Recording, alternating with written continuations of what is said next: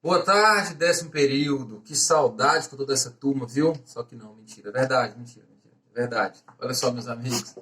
Quanto tempo, hein? Vamos agora nos reconectar de vez para sempre para essas aulas de prática. Hoje nossa aula será sobre contestação. Nos exercícios anteriores, as aulas que nós tivemos também aqui agora, as correções serão referentes às petições iniciais e aos silogismos, tá certo? Nós finalizamos então a petição inicial e agora nós vamos passar para a contestação, tá? E depois que eu terminar a petição inicial e a contestação, eu vou fazer uma reprise sobre petição inicial e contestação para a gente treinar mais, tá certo? Vou tentar dar contestação para a gente ficar treinando as peças. Recebi alguns aí e, desculpa, caviar, no decorrer da semana eu faço as correções. Deixa eu consertar a estufa aqui também, que tem que ficar bonito aí para vocês, tá bom? Olhem só, o que eu tenho para falar sobre a formação, sobre a confecção de uma contestação, que é uma peça-chave para quem vai fazer direito de trabalho, processo de trabalho. É uma peça que é bem cobrada nas questões da OAB. Vamos lá. Na contestação, eu vou usar primeiramente da mesma forma. Eu vou colocar o cabeçalho idêntico ao que foi colocado na petição inicial. Excelentíssimo senhor doutor juiz federal da vara tal, se for única, vara única do trabalho de São Mateus, certo? Vou saltar aquele espaço e ao invés de utilizar lá na petição inicial, eu tenho a qualificação do autor, não é assim? Na contestação, você vai vir de forma mais simples, tudo bem? Você vai colocar o nome do réu, então eu posso colocar aqui Faculdade Vale do Cricaré. Se houver alguma correção, se houver algum erro na qualificação feita pelo autor, na contestação você tem que colocar de forma correta. Então você vai lá colocar assim que existiu. Peraí, gente, deixa eu tirar essa coisa feia aqui. Esse boné daqui. Tem que ser luxo aqui. Deixa eu consertar esse travesseiro também, peraí. Ó, vocês viram, né? Perfeccionista.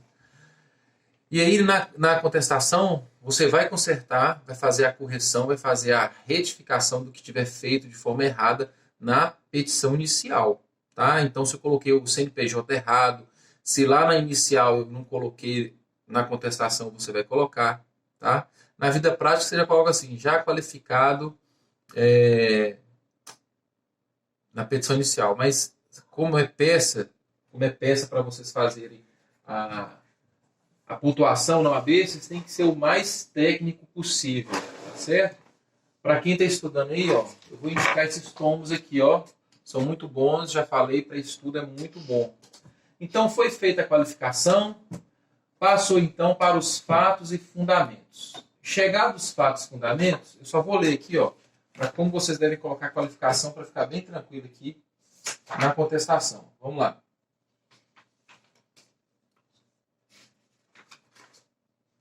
Só para passar essa parte bem tranquilo. As peças que eu enviei, elas estão divididas, viu? Elas estão divididas em petição inicial, em contestações, tudo bem?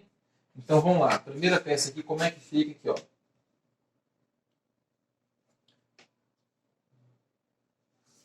Preciso de uma qualificadora. Só um minuto.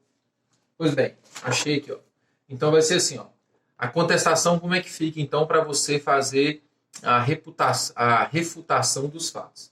Então tá aqui, excelentíssimo senhor juiz tal da Vara do Trabalho de Belo Horizonte, Barra, Minas Gerais. José da Paixão, então aqui ele é réu, né? Então você vai colocar a qualificação completa. Ele aqui é réu, qualificação completa. Endereço completo e tal. A sua parte como réu você tem que colocar total, tá bom?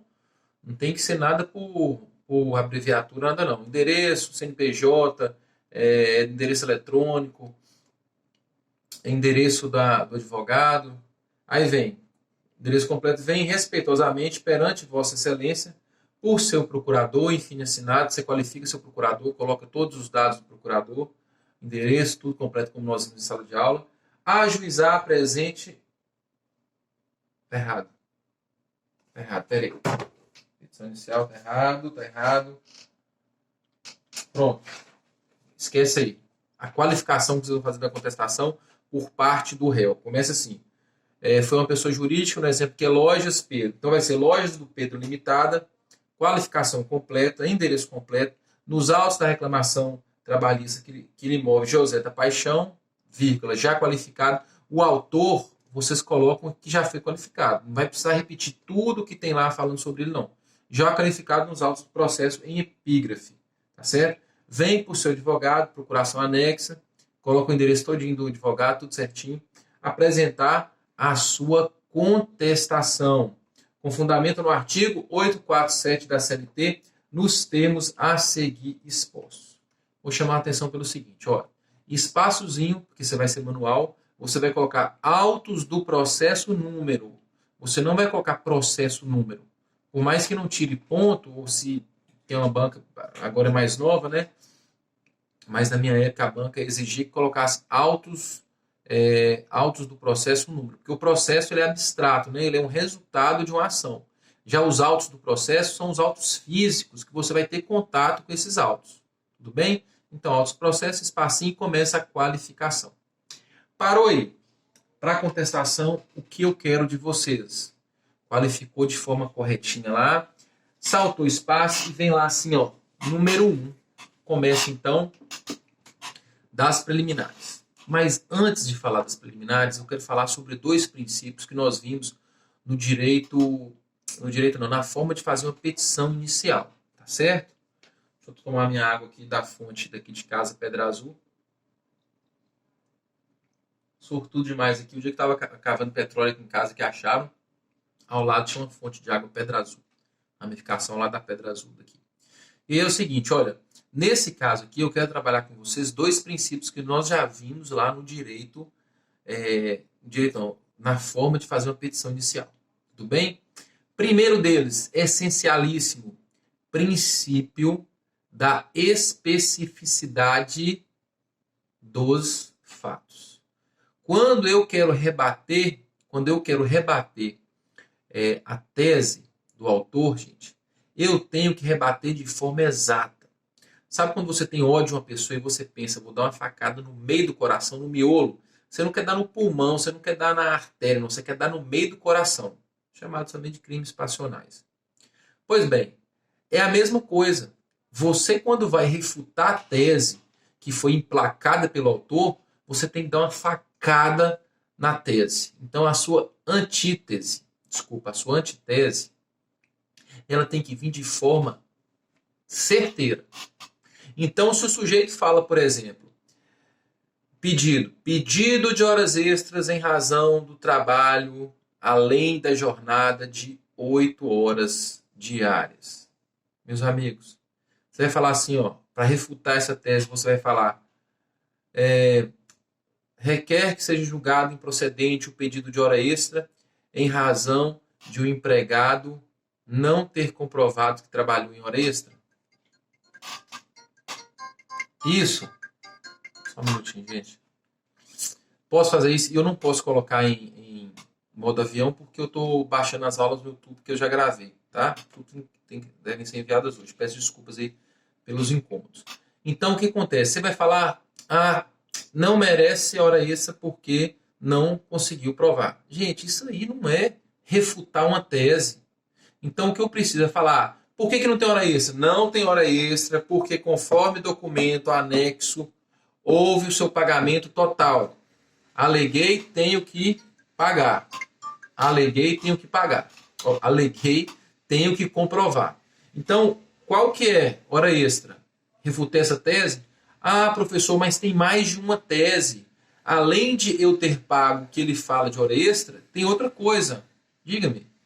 Ele é gerente. E gerente, a gente sabe lá com base no artigo 62 da CLT, que o gerente, ele não tem direito à hora extra, porque ele não tem controle de jornada. Compreenderam? Então, o que eu posso falar? Que houve pagamento, então refutei que ele era gerente, ou ainda todas as teses relacionadas à hora extra. Excelência, o período em que ele trabalhou de hora extra, ele trabalhou para outra empresa em outro local, em outro horário. Tudo bem? Então, esse princípio da especificidade quer dizer que eu tenho que refutar. Lembram disso? Lembrem-se disso. Eu tenho que refutar de modo certo. Eu tenho que dar uma facada no coração da tese. Eu não posso ir pelos lados. Eu tenho que ir no miolo. Tá bom? No miolo. Então, eu tenho que acertar a tese de forma certeira. O cobrador não para. Tudo bem? Dentro desse princípio da especificidade, qual que é o outro princípio que eu tenho que analisar também de forma contundente? Gente? Eu não posso deixar de analisar. Certo? É o princípio da eventualidade.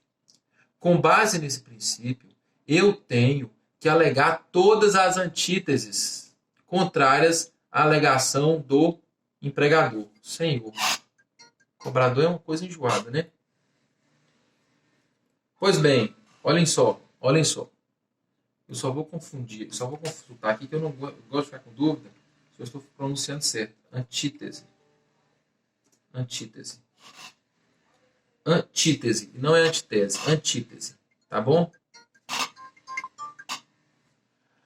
Então, para eu massacrar essa antítese, eu tenho que alegar todos os fatos que são a meu favor. Então, vamos lá. O primeiro pedido do autor foi hora extra, correto? Eu tenho contra o autor, eu tenho 3 antíteses. Eu tenho que eu paguei, eu tenho que ele era gerente e eu tenho que ele não trabalhava para mim naquele horário. Entenderam? Entenderam? Sim, entenderam. Sabe por quê? Contra essa tese dele eu tenho 3. Se eu deixei de colocar uma, vamos lá, olha o resultado. Deixei de colocar uma, deixei de falar que ele recebeu as horas extras, foram pagas. Deixei de alegar isso e deixei de juntar o documento lá no processo. Vem a ação, vem a instrução, vem o julgamento e eu perdi porque ele conseguiu comprovar que ele não era gerente e ele conseguiu comprovar que ele trabalhava sim. Aqui estão os principais resultados da Oh, meu pesquisa. Deus do céu.